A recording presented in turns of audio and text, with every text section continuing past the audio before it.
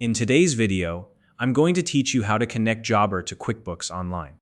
If you're managing your business with Jobber and need to keep your finances in sync with QuickBooks Online, this step-by-step guide will walk you through the process. Whether it's syncing customer data, invoices, or product details, connecting these two platforms can save you valuable time and reduce manual entry errors. If you're new to either tool, you'll find a registration link in the description to help you get started. Now, let's dive into the tutorial and get everything set up.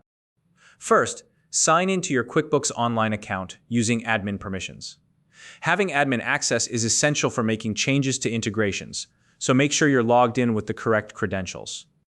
Once you're in, head to the top of the screen and click on the search bar. In the search bar, type My Integrations. When you see the matching results, select it to open the Integrations page. If you land on the Current Apps page instead, don't worry. Simply switch to the Find Integrations tab, which is usually located nearby. This is where you'll be able to search for and connect new apps to QuickBooks Online.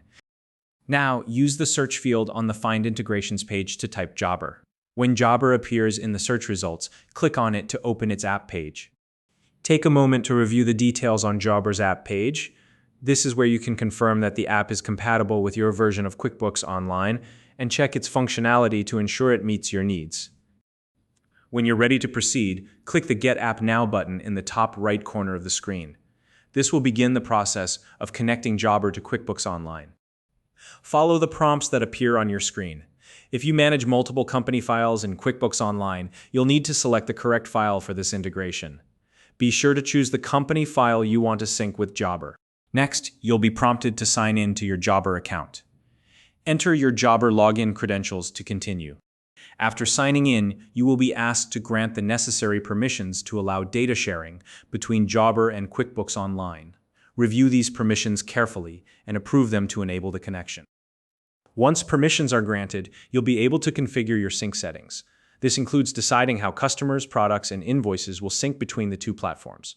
Take your time to adjust these settings according to your business needs. Continue following the on-screen prompts until you see a confirmation message indicating that the connection has been successfully established. Before moving forward, it's important to carefully review the initial sync settings one more time.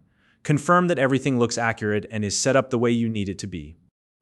To ensure the integration is working properly, try syncing a small set of data. For example, you can sync a few items or a recent invoice to verify that the connection is functioning as expected.